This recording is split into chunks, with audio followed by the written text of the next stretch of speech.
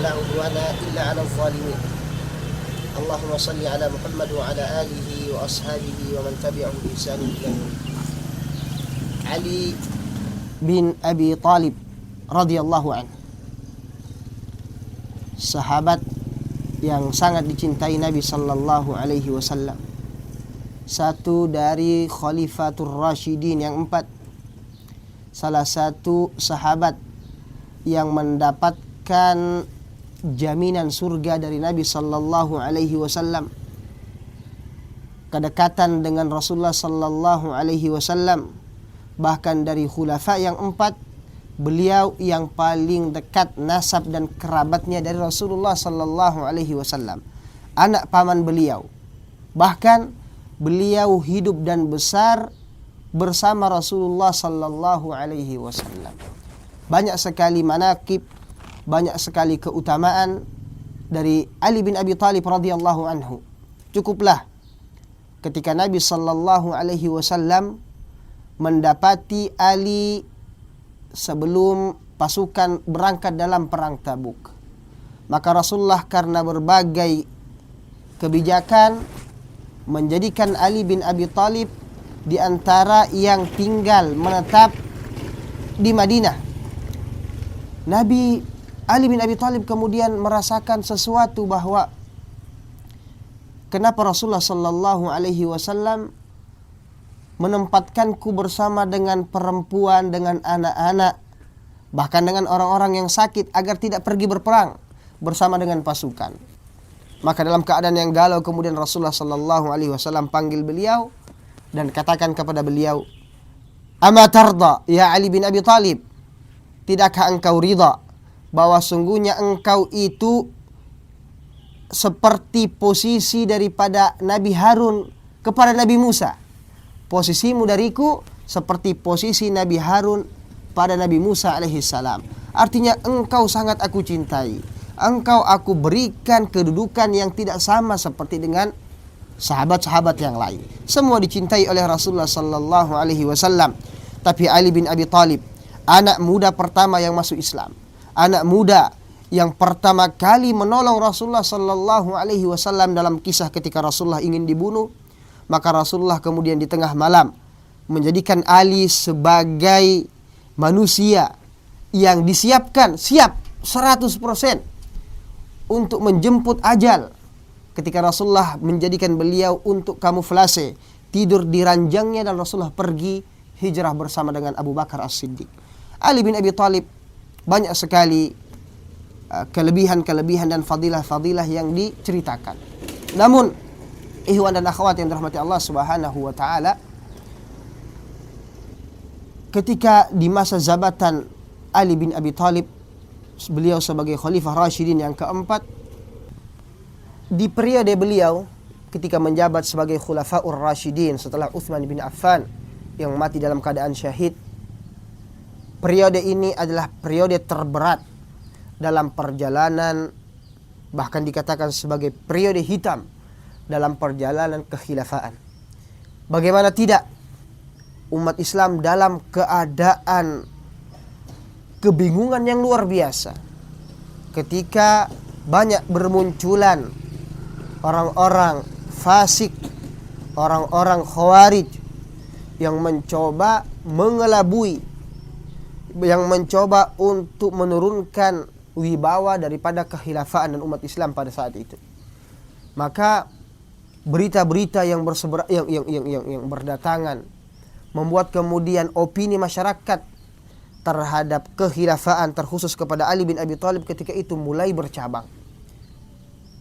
Umat Islam termakan oleh isu-isu yang salah, isu-isu yang kontraproduktif yang berkembang ketika itu di Madinah Munawwarah. Maka digoyang kekuasaan Ali bin Abi Talib. Terjadi pemurtadan dan segala macam. Ali bin Abi Talib kemudian bersama dengan para sahabat termakan atau terposisikan dalam keadaan dalam keadaan serba salah. Dituntut untuk cepat menyelesaikan kasus pembunuhan Utsman bin Affan, di satu sisi beliau juga wajib untuk cepat meredam emosi rakyat yang termakan oleh isu-isu yang tidak benar. Ini pelajaran untuk kita semua bahwa pentingnya kita memperhatikan dan waspada terhadap silang informasi yang banyak terjadi. Terutama di zaman kita sekarang, di era kebohongan. Yusaddaqu fiha al-kadhib wa yukadzabu fiha as-shadiq. Orang yang jujur didustakan, orang yang pendusta dianggap sebagai orang yang jujur. Orang yang tidak bisa menjaga amanah diberikan amanah, orang yang amanah jujur kemudian disia-siakan. Ini kita berada di zaman yang lebih hitam dibandingkan dengan zaman Ali bin Abi Thalib. Maka terjadilah perang Siffin, maka terjadilah pemberontakan di mana-mana. Maka kita kenal Ali bin Abi Thalib bersama dengan pasukan yang terpaksa harus keluar untuk melawan, untuk menghalangi daripada pasukan-pasukan yang kemudian berusaha untuk membuat kekacauan. Perang Siffin adalah sejarah kelam yang pernah terjadi ketika dua pasukan dari Muawiyah bin Abi Sufyan harus bertemu dengan pasukan Ali bin Abi Thalib. Hikmahnya, pemirsa yang dirahmati Allah Subhanahu wa taala, wa in ta'ifatani minal mu'minina qatatalu fa aslihu bainahuma. Sahabat Nabi Ali bin Abi Thalib adalah sahabat yang mulia. Sahabat Muawiyah bin Abi Sufyan adalah sahabat senior yang juga dekat, bahkan pernah menjadi orang yang dipercayai oleh Rasulullah sallallahu alaihi wasallam dalam banyak kesempatan. Namun karena isu, karena berita, karena adu domba yang dilakukan oleh orang-orang yang dikatakan dalam ayat dalam Al-Qur'an surat Al-Hujurat, in ja'akum fasikun binaba'in fatabayyanu. Jika datang orang membawa berita, apalagi dia adalah orang yang fasik, orang yang punya sejarah keagamaan yang tidak jelas, apalagi kalau berita datang dari orang yang kafir, maka kita disuruh untuk memverifikasi, cek dan cek ulang sumber berita dan kevalidan berita yang kita terima. Terjadi perang, banyak darah, bahkan fitnah ini terjadi sampai 2 tahun lamanya, sampai kemudian mereka kembali bersatu padu. Kata Allah, wa in ta'ifatani minal mu'minin. Kedua belah pihak ini adalah kelompok dari orang-orang yang beriman. Tapi satu bersama dengan dengan Ali bin Abi Thalib sebagai khalifah ketika itu dalam pihak yang benar, yang harus melawan dari pihak Muawiyah bin Abi Sufyan, pihak dari umat Islam, tapi dikatakan sebagai bagi, sebagai bugha, sebagai orang yang memberontak kepada kepemimpinan Ali bin Abi Thalib. Kita tidak mau mengupas tentang perbedaan yang pernah terjadi. Tilka ummatun qad khalat. Mereka adalah generasi terbaik yang telah berlalu. Kita tidak ingin menghidupkan daripada konflik pertikaian yang pernah terjadi ketika Allah Subhanahu wa taala telah menjadikan mereka adalah orang-orang yang diridhai. Namun harus menjadi pelajaran untuk kita semua bahwa mengolah informasi, berita yang datang sangat penting dan harus menjadi pelajaran pertama.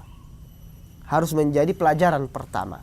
In ja'akum fasikun binaba'in fatabayyanu. Kita diwajibkan untuk mengolah ketika mendapatkan informasi, bagaimana kita mengolah, memahami, bagaimana kita membagi dan men-share berita. Semuanya harus dipertanggungjawabkan, karena apa yang kita sampaikan belum tentu seperti apa yang kita dengarkan, dan apa yang kita dengarkan harus betul-betul ditelusuri dari mana sumber berita tersebut. Barakallahu li wa lakum. Astaghfirullahal azim. Assalamualaikum warahmatullahi wabarakatuh.